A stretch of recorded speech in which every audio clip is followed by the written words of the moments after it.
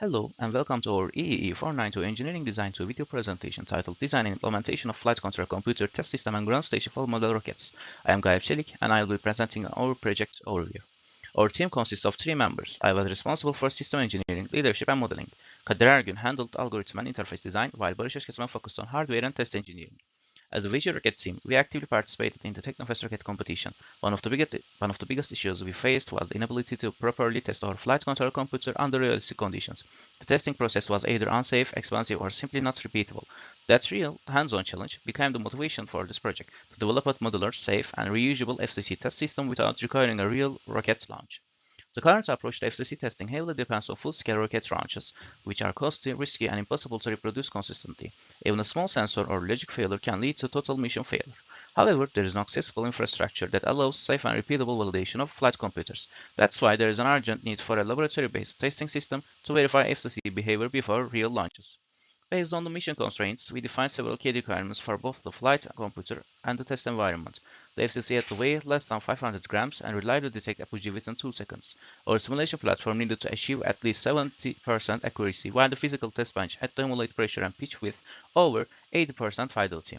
Real-time telemetry was expected at 1 Hz or higher, and the system had to support multiple safe power rails 5 volts, 7 volts, and 12 volts. Our system consists of multiple tile integrated subsystems. We developed our own flight simulation environment and designed a test apparatus that can operate based on simulated flight conditions. The FCC itself was custom designed along with a dedicated ground station module for wireless data transmission. All power lines were managed through a fully isolated BMS unit we built, and system outputs were presented through 2 different interfaces.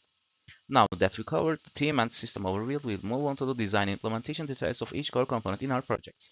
We created a custom 2-degree of freedom rocket simulation environment in MATLAB to emulate realistic flight conditions. The solver uses a fixed branch kutta fourth-order method to integrate motion equations. Our model includes time-dependent mass reduction due to propellant burnt, altitude-based algorithm, aerodynamic drag, and separate drag coefficients for rocket and parachute phases. We also introduced a horizontal wind component as an external force to improve realism. Our simulation environment takes thrust time cursors in CSV format as well as launch angle and initial position as inputs. At each step, it outputs key flight parameters including altitude, pressure, pitch angle, GPS coordinates, and control flags like separation and stop signals. Communication is handled via RS-232 between the GUI and MATLAB, while USB to TTL delivers real-time data such as pressure and pitch to the physical test bench through Arduino. Now my teammate Barış will continue with the testing setup and hardware implementation.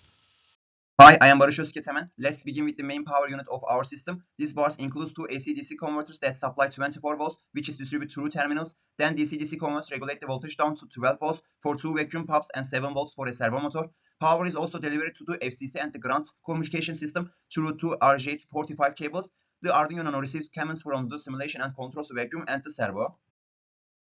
Let's continue with vacuum and the servo testing. The left vacuum pulls air to simulate increasing altitude, lowering the pressure. The right vacuum pushes air to simulate decreasing altitude, increasing the pressure. The servo rotates the FCC to simulate pitch angle changes.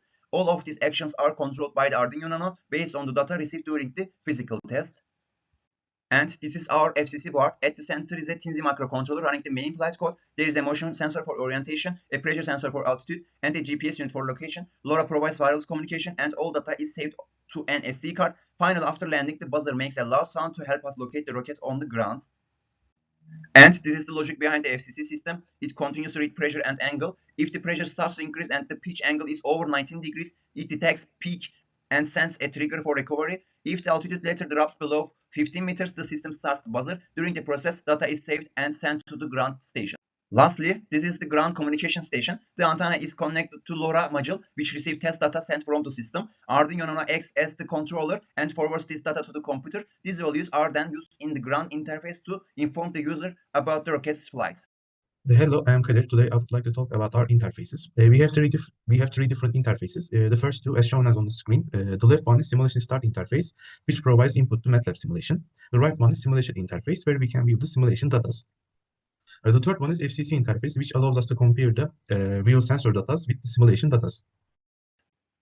Now I would like to talk about the testing process. First, although many unit tests were performed, this slide shows a few examples of the test. As you can see in the photo, I am measuring the output of the AC-DC converter to check if it provides 24 volts as expected.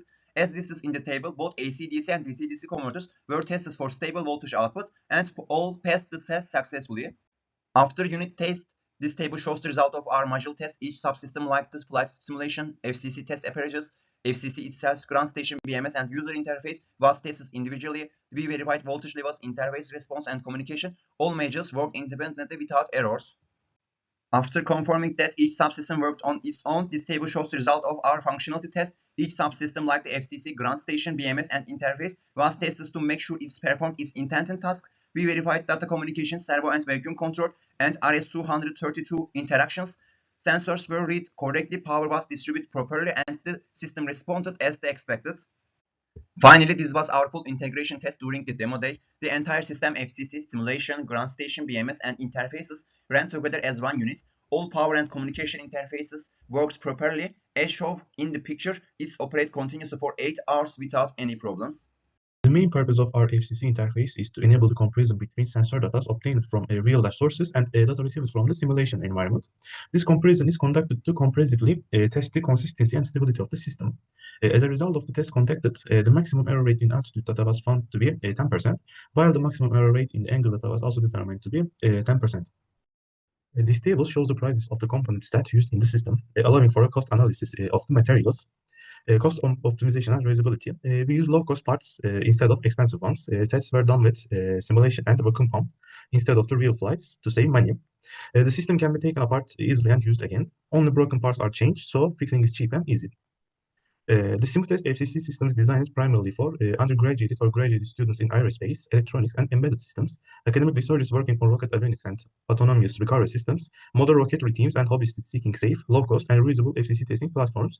And this broad also user base highlights strong commercialization potential as the system caters to both educational institutions and advanced communities, fulfilling the need for a stable and reliable FCC testing solution. This page presents the details and certificates and standards that our project is compiled with. For user safety, low voltage components were used to minimize the risk of the electric shock, and simulation-based testing eliminated risk related to real rocket launches, such as explosions or equipment damage. For environmental safety, vacuum pump tests and MATLAB simulations replaced real launches to save fuel and reduce emissions. Energy efficiency, low power components were used to lower power consumption. This project involves significant multidisciplinary collaboration. Dr. Aydın Gökçe, a faculty member at Gazi University Department of Civil Engineering, provided vital supports in the mechanical integration of the test platform, and also Cemal Görkem Aras, a student from a mechanical engineering department, contributed by manufacturing custom 3D 19 printed components. In conclusion, we successfully completed our project and achieved all the intended outcomes, including safe and reliable FCC validation in a lab environment. We sincerely thank you for evaluating our work.